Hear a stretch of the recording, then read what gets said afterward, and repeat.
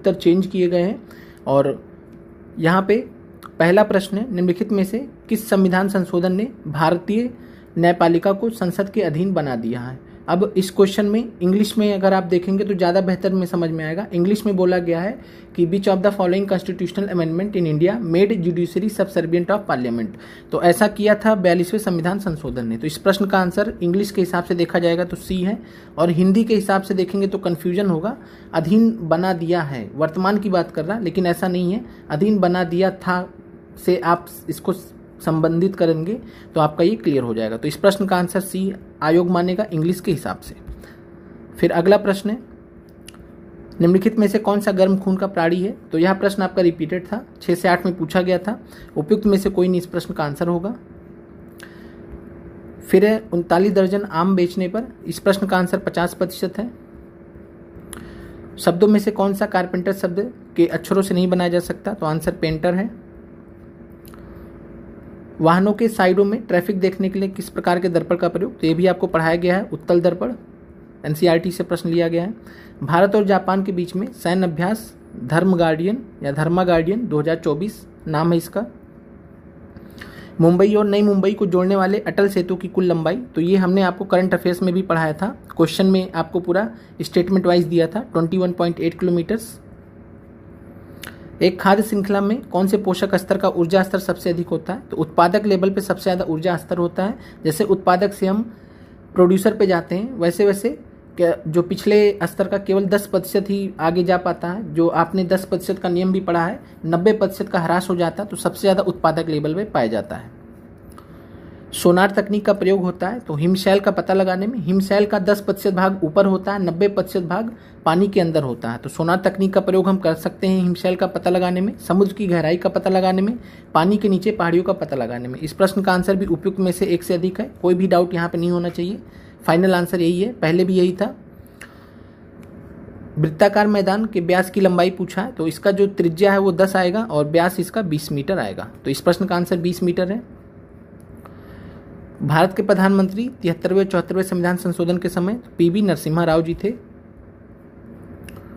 एक विद्युत फ्यूज किस प्रभाव पर कार्य करता है। तो आंसर है विद्युत धारा का तापीय प्रभाव। एनसीईआरटी से प्रश्न लिया गया है, आपको पढ़ाया भी गया था। और यह वाला जो प्रश्न है 73वां 74वां संविधान संशोधन आपको पढ़ाया गया था। हालांकि ये प्रश्न वहां से इनडायरेक्टली पूछ लिया, इनडायरेक्टली आपसे पूछ लिया कि उस समय प्रधानमंत्री कौन थे। और विद्युत फ्यूज का आंसर हो जाएगा विद्युत धारा का तापीय प्रभाव। भारत देश की अधिकतम अंतर्राष्ट्रीय सीमा, ये भी आपको पढ़ाया गया बांग्लादेश के साथ में। 55 MBA वाला आपको ट्रिक बताया गया था। वायुमंडल अपनी अधिकतम ऊर्जा प्राप्त करती है। तो इस प्रश्न का आंसर दीर्घ पार्थिव विकिरण तरंगों से होगा, लॉन्ग वेव टेरेस्ट्रियल रेडिएशन। एक घड़ी दोपहर 12 बजे शुरू करती है। इस प्रश्न का आंसर 155 डिग्री है। उल्टे एवं सीधे दोनों प्रकार के पारिस्थितिक पिरामिड किसमें पाए जाते हैं। तो यहाँ पे भी आंसर आपको उपयुक्त में से एक से अधिक है। संख्या का पिरामिड और जीवभार का पिरामिड दोनों में पाए जा सकते हैं। तो इस प्रश्न का आंसर उपयुक्त में से एक से अधिक होगा। संघ इकाइनोडर्मेटा के लिए क्या सत्य है। विशिष्ट जल संवहन नाल तंत्र होता है, ये बिल्कुल सही है। विशिष्ट रूप से मुक्त जीवी समुद्री जंतु, ये भी सही है। जब दो सही है तो तीसरे पे जाए चाहे ना जाए चेक भी कर ले। तो आंसर यहाँ पे उपयुक्त में से एक से अधिक ही है इस प्रश्न का। महात्मा गांधी के राजनीतिक गुरु कौन थे। तो आप सभी को ये भी बहुत बार पढ़ाया गया है, गोपाल कृष्ण गोखले। इनकी पुस्तक भी है महात्मा गांधी की, गोखले माई पॉलिटिकल गुरु, आपको बाकायदा पढ़ाया भी गया था। तो गोपाल कृष्ण गोखले राजनीतिक गुरु थे महात्मा गांधी जी के। प्रधानमंत्री लाल बहादुर शास्त्री ने भारतीय राष्ट्र के आधारभूत मूल्यों उद्देश्यों को चुनौती देने वाले निम्नलिखित में से किन मुद्दों का सामना किया था। तो इस प्रश्न का भी आंसर उपयुक्त में से एक से अधिक है। पोस्ट इंडिपेंडेंस का जो पार्ट है आपका एनसीईआरटी में हिस्ट्री में पोस्ट इंडिपेंडेंस का पार्ट है, वहाँ से प्रश्न आपका लिया गया था। सूखी बर्फ क्या है। तो आपको बहुत बार पढ़ाया गया, ठोस carbon dioxide, solid carbon dioxide. निम्नलिखित में से कौन सा नीचे दिए गए शब्दों का अर्थपूर्ण क्रम प्रदर्शित करता है। तो 4 5 1 3 2, इसमें तो कोई डाउट है नहीं। बायोगैस का प्रमुख घटक कौन सा, ये भी आपको एनसीईआरटी से पढ़ाया गया है, मीथेन आंसर है। कारगिल किस नदी के किनारे पर स्थित है। तो आंसर है सुरू नदी। और आप सभी लोग जितने भी लोग ये वीडियो देख रहे हैं, आप लोग हमेशा ध्यान रखिए, अगर किसी वजह से किसी का सिलेक्शन नहीं होता तो आप लोग बस इतना ध्यान रखिएगा कि एनसीईआरटी पे कमांड करना सबसे जरूरी है। एनसीईआरटी से डायरेक्टली और इनडायरेक्टली बहुत प्रश्न पूछे गए हैं, पहले भी और इस बार भी। इस बार इनडायरेक्ट प्रश्न ज़्यादा पूछे गए हैं। बस यही है कि आप लोगों का जो सिलेबस है एनसीईआरटी या एससीईआरटी दोनों को मान के चलिए, उसी हिसाब से आपको आगे की तैयारी करनी रहेगी। भारतवर्ष तथा उसके पड़ोसियों के संबंध में कौन सा कथन सत्य है, तो इसमें भी आपका जो सभी सही है, उपयुक्त में से एक से अधिक। ये भी पोस्ट इंडिपेंडेंस से आपका प्रश्न पूछा गया है। सरल ब्याज की किस दर से कोई धनराशि 24 वर्षों में अपनी 7 गुना हो जाती है, तो आंसर है 25% वार्षिक। और ये बुकलेट सीरीज F से हमने आपको सॉल्व कराया है, तो बुकलेट सीरीज F ध्यान रखिएगा। बाकी और सबके जो ग्रुप हैं आप उसी हिसाब से ऊपर नीचे क्वेश्चंस होंगे तो आप उस हिसाब से चेक कर लीजिएगा। 56 में आंसर 50 है। इंदिरा गांधी राष्ट्रीय कला केंद्र वाला जो प्रश्न है, इसमें भारत का लैंग्वेज मैपिंग प्रोजेक्ट, ये राइट आंसर है। ये हो नहीं सकता, ये हो नहीं सकता, एक ही आंसर इसमें है। फिर निम्नलिखित में से किस फसल को नदी में नहीं उगाया जा सकता, तो ध्यान रखिए कमल नदी में उगाया जा सकता है, तालाब में भी उगाया जा सकता है, दोनों केस में हो सकता है। और नदी जो है, जो सैलो वाटर होता है, नदी जो सैलो रिवर होते हैं, रिवर का जो सैलो भाग होता है जहाँ पे ज़्यादा गहराई नहीं होती है, वहाँ पे जो है कमल उगता है। काफ़ी सारे नदियों में आपने देखा भी होगा।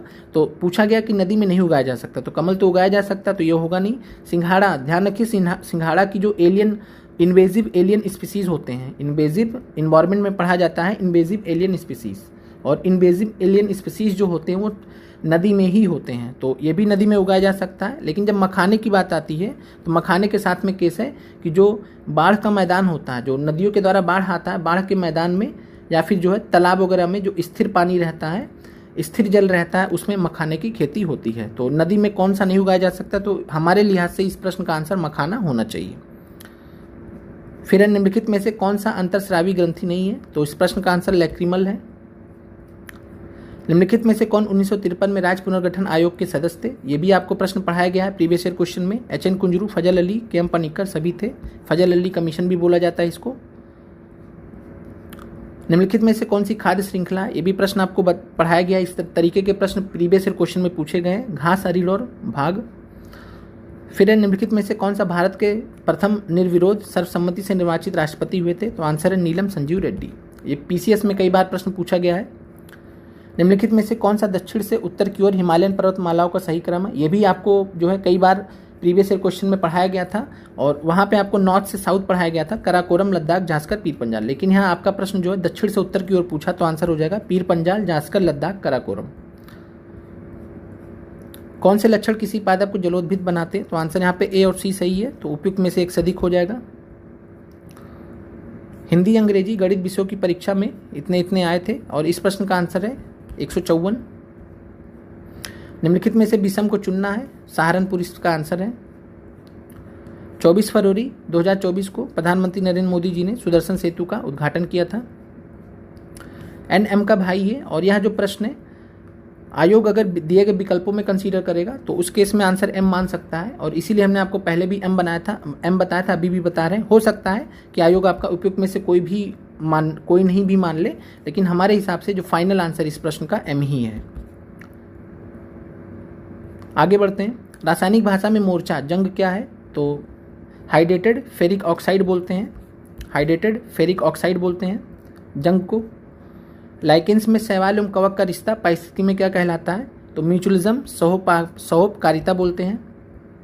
प्रीवियस ईयर में ये बहुत बार पूछा गया प्रश्न, UP PCS वगैरह में जब आप देखेंगे वहीं से लिया गया है प्रश्न ये।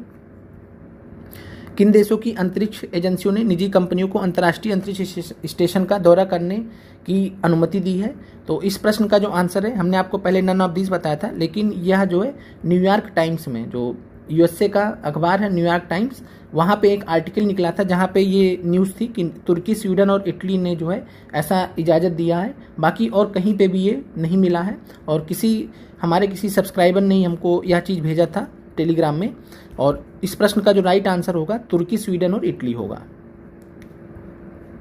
भारत के संविधान की प्रस्तावना न्याय की गारंटी देती है, और इस प्रश्न का जो आंसर है उपयुक्त में से एक से अधिक है, क्योंकि जो न्याय होता है सोशल, इकोनॉमिक, पॉलिटिकल जस्टिस, तो उस हिसाब से सभी इसमें आ जाएंगे, उपयुक्त में से एक से अधिक हो जाएगा।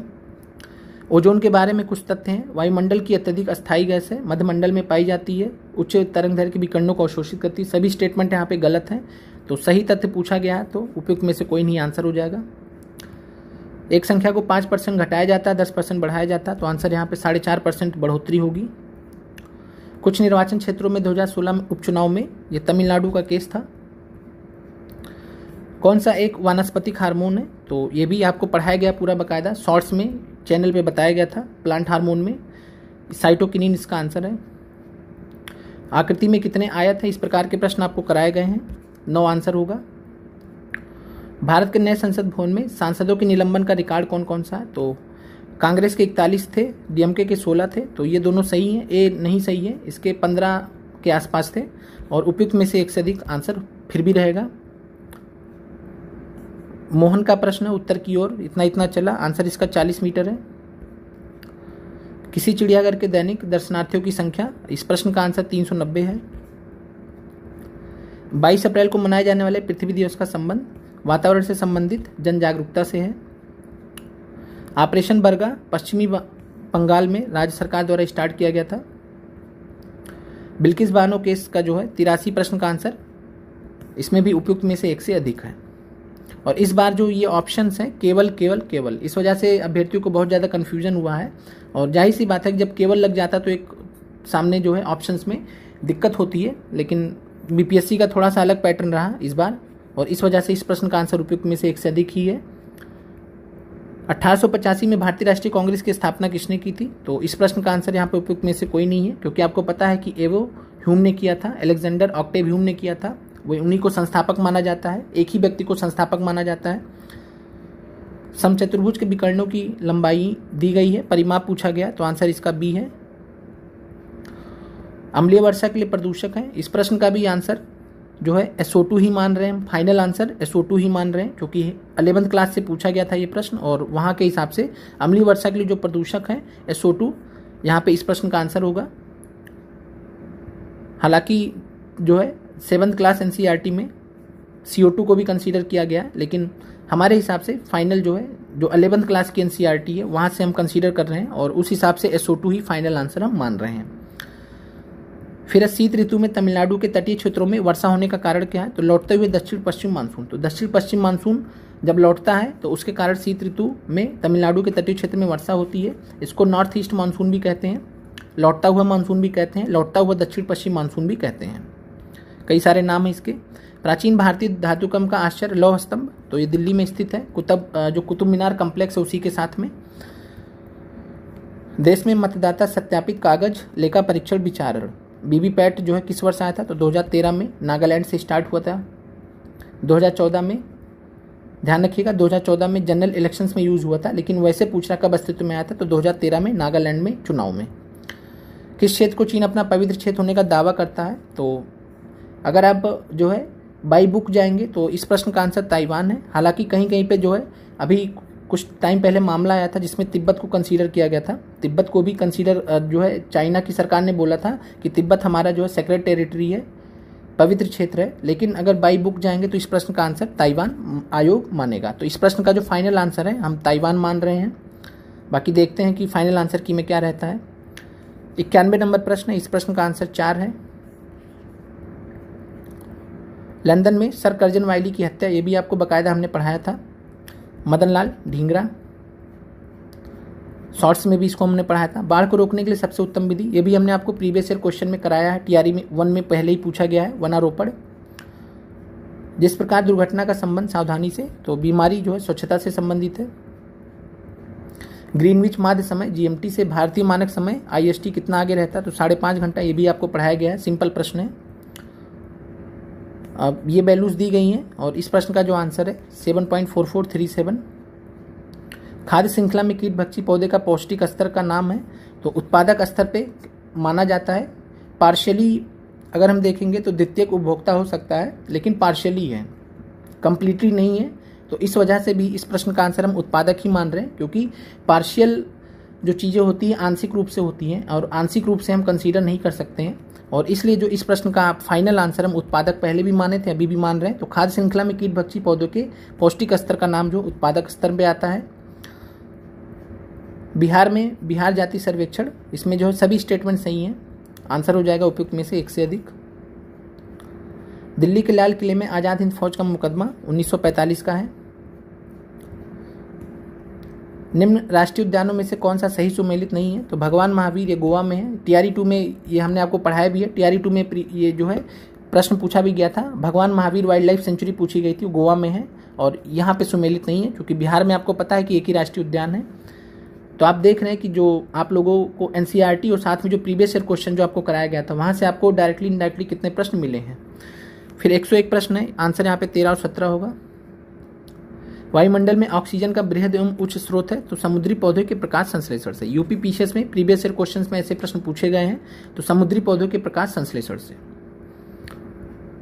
किस नदी के किनारे पश्चिम बंगाल सरकार ने टी पार्क विकसित करने का योजना बनाया? तो हुगली है। हुगली नदी जो है पश्चिम बंगाल में है और कोलकाता इसी के किनारे स्थित है, तो इसी के आसपास जो है बहुत सारी चीज़ें जो है पश्चिम बंगाल सरकार विकसित करती रहती। तो आप आराम से इसको एलिमिनेट करके भी इस प्रश्न का आंसर बना सकते थे।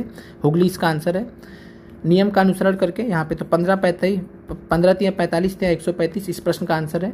इसके हिसाब से नीले लिटमस को लाल में बदलेगा, तो आंसर है सिरका, कोई डाउट नहीं है इसमें। निम्नलिखित में से कौन सी भारत की सबसे लंबी नहर? तो ये भी प्रश्न आपका रिपीटेड है प्रीवियस ईयर में, इंदिरा गांधी नहर है।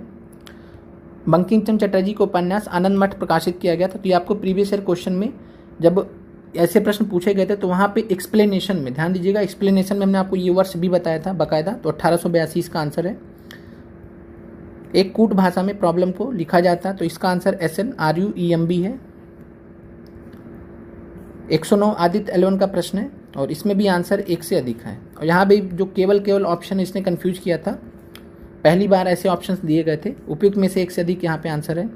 बंगाल के विभाजन को किसके कार्यकाल में वापस लिया गया था? तो इस प्रश्न का आंसर लॉर्ड हार्डिंग है। ध्यान रखिएगा एनसीईआरटी में लॉर्ड हार्डिंग यूज़ किया गया है। जो 1910 से 16 के बीच में रहे हैं उनको लॉर्ड हार्डिंग कॉमनली बोला जाता है, तो इसलिए इस प्रश्न का आंसर लॉर्ड हार्डिंग ही होगा। काफ़ी सारे लोगों को इस प्रश्न को लेकर कन्फ्यूजन भी है, लेकिन इस प्रश्न का आयोग आंसर लॉर्ड हार्डिंग ही मानेगा क्योंकि एनसीईआरटी में लॉर्ड हार्डिंग यूज किया गया है इनके लिए। कहीं कहीं आप लॉर्ड हार्डिंग सेकंड भी पढ़ते हैं। 111 प्रश्न है, इसका आंसर 8 है। एक आयत का क्षेत्रफल 30 सेंटीमीटर स्क्वायर है, परिमाप इतना है, तो आंसर 10 है। अंग्रेजी वर्णमाला में पी का विपरीत अक्षर, आंसर के है। पर्वतीय क्षेत्रों में पक्षियों की आधिकारिक प्रजातियां किस जंगल में निवास करती? इस प्रश्न का आंसर हमने पहले बाज के जंगल आपको बताया था, लेकिन हमने इसको क्रॉस वेरीफाई किया, चेक किया, तो कहीं कहीं पे इसको इनडायरेक्ट सोर्सेज मिल रहे हैं जो चीड़ के जंगल की तरफ इशारा कर रहे हैं, पाइन फॉरेस्ट की तरफ इशारा कर रहे हैं। और इस प्रश्न का जो फाइनल आंसर है हम पाइन फॉरेस्ट मान रहे हैं, चीड़ के जंगल मान रहे हैं। आप लोग इस प्रश्न को सही कर लीजिएगा। 50 विद्यार्थियों की कक्षा में 25वां है और नीचे से जब आएंगे तो 26वां हो जाएगा। भारत के किस उत्तर पूर्वी राज्य में जनजाति जनसंख्या की अधिकतम संकेंद्रण है? आंसर है मिजोरम। फिर है 117 प्रश्न, आंसर यहाँ पे शुक्रवार होगा।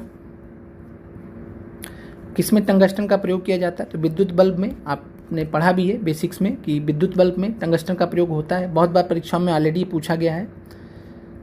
रेगिस्तान में पाए जाने वाले जंतु कहलाते हैं। देखिए रेगिस्तान में पाए जाने वाले जो जंतु होते हैं उनको कॉमनली सामान्यतः जेरोकोल्स बोलते हैं। ये ग्रीक और लैटिन वर्ड से मिलकर बना है। जेरो ग्रीक वर्ड है, लैटिन वर्ड कोल है। और यहाँ पे देखिए रेगिस्तान में पाए जाने वाले जंतु, अब यहाँ पे 3 विकल्प आपको दिएगा। अगर 3 विकल्प में कोई भी आपको इससे रिलेटेड है तो आपको वो आंसर हो जाएगा। अब यहाँ पे जैसे जो डिजर्टिकोलस शब्द है ये लैटिन वर्ड है, रेगिस्तान में पाए जाने वाले जीव जंतुओं के लिए प्रयोग किया जाता है डिजर्टिकोलस, तो इसलिए इस प्रश्न का आंसर डिजर्टिकोलस आयोग मानेगा। तो लैटिन वर्ड है इसलिए, और इसका जो हमारे हिसाब से फाइनल आंसर है जो आयोग मान सकता है वो डिजर्टिकोलस ही है। और जेरोकोल्स सामान्यतः बोला जाता है, लेकिन ग्रीक और लैटिन वर्ड का मिक्सर है। और लैटिन में क्या बोलते हैं? तो लैटिन में हम डिजर्टिकोलस बोलते हैं। डिजर्टिकोला वर्ड भी यूज़ करते हैं, तो डिजर्टिकोला बोलते हैं, लैटिन वर्ड है और वही यहाँ पे लिखा गया है। तो रेगिस्तान में पाए जाने वाले जंतु, इस प्रश्न का आंसर डिजर्टिकोलस है। अगला प्रश्न है ब्रह्म समाज का प्रभाव शहरी शिक्षित वर्ग, ये आंसर इसका। निम्न में से कौन सा भूकंप गंभीर और विध्वंसकारी है? तो भ्रंश मूलक भूकंप, टेक्टोनिक अर्थक्वेक बोलते हैं, ये सबसे ज़्यादा विध्वंसकारी होता है। जो नेपाल में आया था 2015 में यही था। जो जापान में आए दिन नुकसान करता रहता है, जिसके वजह से सुनामी वगैरह आती है, यही भूकंप है। और प्लूटोनिक भूकंप ध्यान दीजिएगा, ये डीप फोकस अर्थक्वेक होता है, डीप फोकस भूकंप होता है। डीप फोकस का मतलब होता है जिसका फोकस, जिसका केंद्र बहुत नीचे होता है। पृथ्वी की सतहों में जब जिसका केंद्र बहुत ज़्यादा नीचे होगा तो वो सतह पर उतना ज़्यादा नुकसान नहीं पहुँचा पाएगा। तो प्लूटोनिक भूकंप डीप फोकस अर्थक्वेक होते हैं, लेकिन गंभीर और विध्वंसकारी नहीं होते हैं जितने कि भ्रंशमूलक भूकंप होते हैं। तो इस प्रश्न का स्ट्रेट फॉरवर्ड आंसर भ्रंशमूलक भूकंप ही है, टेक्टोनिक अर्थक्वेक है। फिर है प्रश्न 122, 5 लड़के पंक्ति में बैठे हैं। प्रश्न का आंसर क्यू है, ए है क्यू। फिर है किसने कर की नई व्यवस्था के विरुद्ध शोषणकारी शक्तियों का विरोध किया? तो आंसर 1855-56 में बिहार के संथालियों ने। और खानदेश की जनजातियों के बारे में हमने क्रॉस वेरीफाई किया, इनका जो है इससे रिलेटेड नहीं है, कर से रिलेटेड नहीं है 1856 में। 1850 में छोटा नागपुर की जनजातियों का भी कोई ऐसा विद्रोह नहीं हुआ, केवल एक ही है, वो है 1855-56। आप पता ही है, संथाल विद्रोह आपको बहुत कायदे से पढ़ाया गया। 123 का प्रश्न का जो है आंसर आपका ए है। 124 में आपका आंसर 2 है। निम्न में से बिहार की सबसे पुरानी नदी घाटी परियोजना कौन सी है? इस प्रश्न का आंसर हमने चेंज किया है और ये एससीईआरटी में चेक करने पे पाया गया है कि एससीईआरटी में चेक करने पे सोन नदी घाटी परियोजना के बारे में एससीईआरटी में दिया गया। और Bihar public service commission BPSC SCERT से भी प्रश्न पूछता है और वहाँ पे सोन नदी घाटी परियोजना दिया गया। और जब वहाँ पे सोन नदी घाटी परियोजना दिया गया तो इस प्रश्न का जो फाइनल आंसर हम मान रहे हैं सोन नदी घाटी परियोजना एससीईआरटी के अकॉर्डिंग, और यही आयोग भी मानेगा। तो सोन नदी घाटी परियोजना इस प्रश्न का आंसर आयोग मानेगा। फिर 18 फरवरी 2024 को जो श्रीहरिकोटा से अंतरिक्ष में भेजे गए इनसैट 3DS का प्रश्न है, मौसम विज्ञान से संबंधित है। हवा की गुणवत्ता के लिए SPM का यहाँ पे फुल फॉर्म पूछा गया था, तो निलंबित कणिका था। तो इंग्लिश में आप देखते तो आराम से आपको मिल जाता, सस्पेंडेड पार्टिकुलेट मैटर बोलते हैं, इंग्लिश में निलंबित कणिका तत्व बोलते हैं। हमारे राष्ट्र को मुख्यतः राष्ट्रवाद के आधार पर निर्मित करने की राजनीतिक प्रवृत्ति का नेतृत्व, इस प्रश्न का आंसर हमने पहले भी भारतीय जनता पार्टी बताया था, अब भी भारतीय जनता पार्टी बता रहे हैं। आप जाके भारतीय जनता पार्टी का साइट ओपन कर लीजिएगा, आप उनके बारे में जब देखेंगे तो राष्ट्रवाद की बातें करते हुए मिलेंगे। भारतीय राष्ट्रीय कांग्रेस का जब आप ओपन करेंगे, देखिए आज की डेट में पूछा जा रहा है, अब वर्तमान में पूछा जा रहा है, ये 1885 के कांग्रेस का नहीं पूछा जा रहा, ध्यान रखिएगा। और यह प्रश्न वर्तमान में पूछा जा रहा है, तो वर्तमान में कौन नेतृत्व करता है? तो यहाँ पे आंसर है भारतीय जनता पार्टी। भारतीय राष्ट्रीय कांग्रेस का जब देखेंगे तो ये समाजवादी विचारों के बारे में बात करते हैं, सोशलिस्ट विचारों के बारे में बात करते हैं, डेमोक्रेटिक, इन सब चीज़ों पे जोर ज़्यादा देते हैं। और लेकिन जब राष्ट्रवाद के आधार पर जो जिसको अपना एक मुख्य एजेंडा रखते हैं वो पार्टी भारतीय जनता पार्टी है। तो इस प्रश्न का आंसर हम भारतीय जनता पार्टी ही मान रहे हैं, पहले भी यही माना था हमने। प्रथम गोलमेज सम्मेलन के समय भारत का गवर्नर जनरल लॉर्ड इरविन थे, सब पढ़ाया गया आपको। ज्वालामुखी क्रिया की अंतिम प्रतीक क्या है? तो आंसर यहाँ पे धुआरे वातिमुख, फैमारोल्स बोलते हैं इसको, ये ज्वालामुखी क्रिया की अंतिम प्रतीक होते हैं। राष्ट्रीय उद्यान में सुरक्षा दी जाती है संपूर्ण पारिस्थितिकी तंत्र को, संपूर्ण पारिस्थितिकी तंत्र के अंदर ये भी आ जाते हैं, ये भी आ जाते हैं। और ध्यान रखिए केवल केवल लगा है, और ऐसे प्रश्नों में जो कंप्रीहेंसिव आंसर है, जैसे संपूर्ण पारिस्थितिकी तंत्र, ये कंप्लीट आंसर है, तो ये आपका केवल आंसर हो जाएगा, एक से अधिक नहीं माना जाएगा। तो ध्यान रखिएगा ये आपका आंसर हो जाएगा। लॉस एंजलिस में आयोजित गोल्डन ग्लोब्स 2024 में ओपेनहाइमर ने सबसे ज़्यादा जीते थे।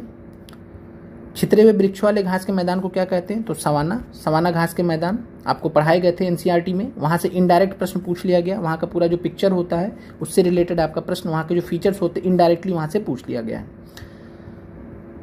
एक इसी काम को करने में इतना इतना लेता है, तो इस प्रश्न का आंसर 1 है।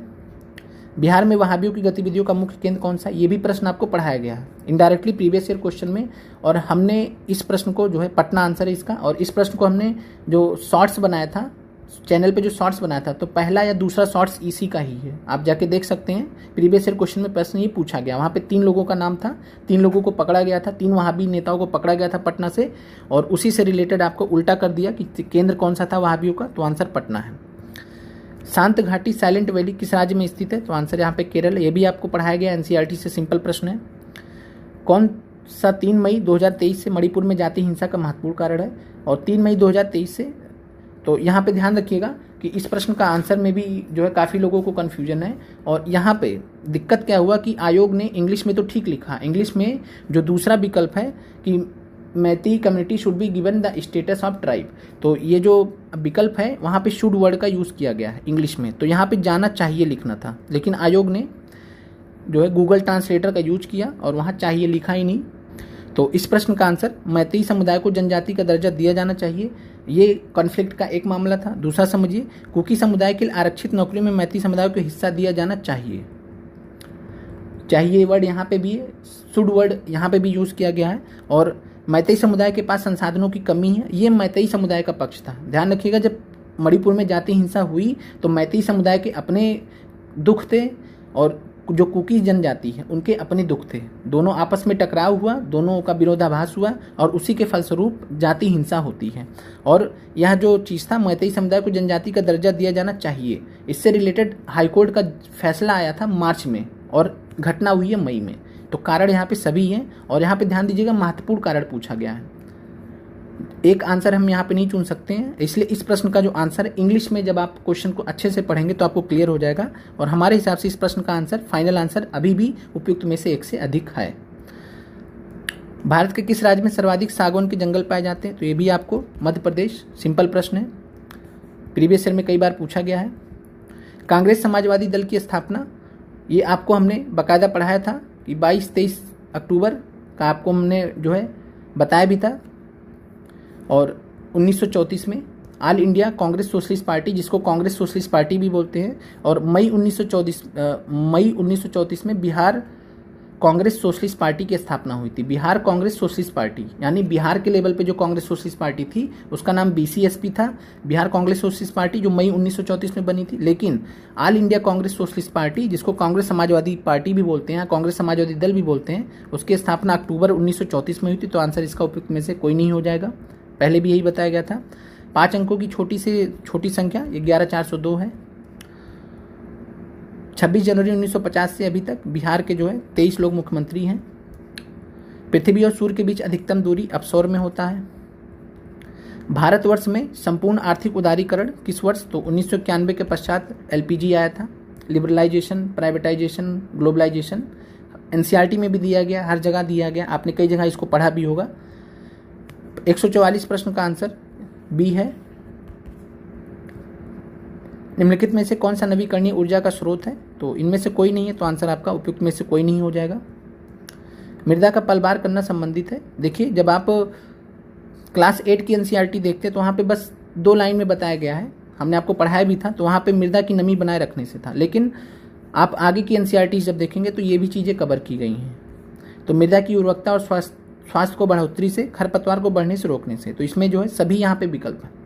तो मृदा का पलवार करना से संबंधित जो है उपयुक्त में से 1 से अधिक इस प्रश्न का आंसर होगा। तो ध्यान रखिएगा।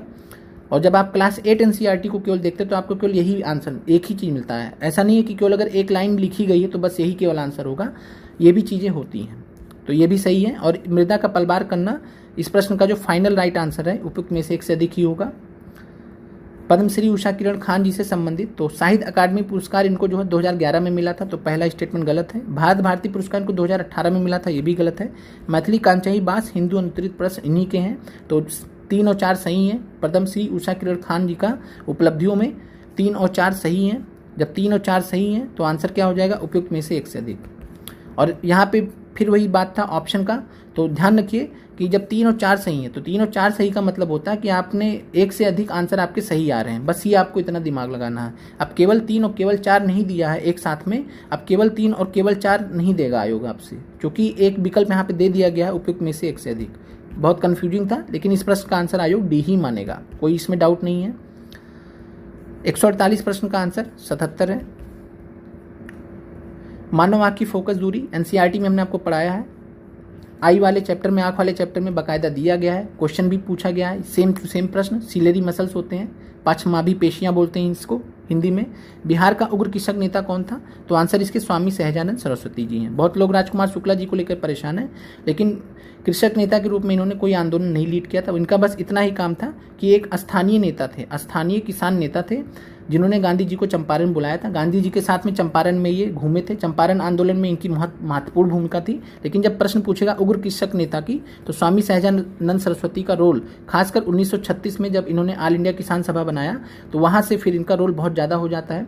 और 1940 में जो है स्वामी सहजानंद सरस्वती दिवस के बारे में भी हमने आपसे बताया था कि स्वामी सहजानंद सरस्वती दिवस भी मनाया गया था, इनको जेल में डाल दिया गया था। तो बिहार के उग्र कृषक नेता जो है स्वामी सहजानंद सरस्वती, नो डाउट यही है, कोई दिक्कत वाली बात नहीं इस प्रश्न में। और ये आपके आंसर कंप्लीट हो जाते हैं। आप लोग कमेंट करके बताइए कि आपके कितने जो है इस आंसर की से कितने आपके बन रहे हैं। और लगभग इक्का दुक्का क्वेश्चन का आंसर हो सकता है आयोग चेंज करे, नहीं तो लगभग यही आपका आंसर रहने वाला है पीआरटी के लिए। और इस बार का पेपर वाकई में बहुत ज़्यादा टफ था। हमने देखा है यूपीएससी मेंस और पीसीएस मेंस की तैयारी जो अभ्यर्थी कर रहे हैं, जो लोग कर रहे हैं, उन तक लोगों ने पीआरटी के पेपर का एनालिसिस करने का प्रयास किया, लेकिन सबकी हालत ख़राब हुई है। तो आप समझ सकते हैं कि किस लेवल पे आपका पेपर टफ था।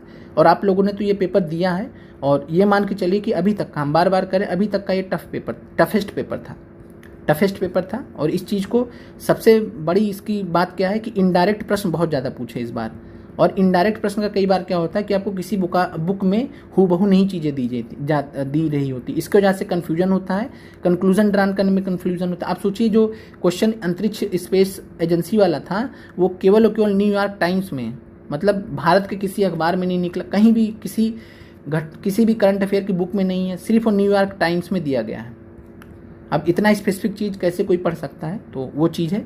और आप लोग कमेंट करके बताइए, और साथ में आप लोग जो है चैनल को ज़्यादा से ज़्यादा शेयर और सब्सक्राइब करके हमें सपोर्ट कीजिए, ताकि हम आगे आपके लिए जो है क्लासेस लेके आ सकें TRE 4 के लिए। मिलते हैं अगले वीडियो में। आप लोगों का देखने के लिए बहुत बहुत धन्यवाद।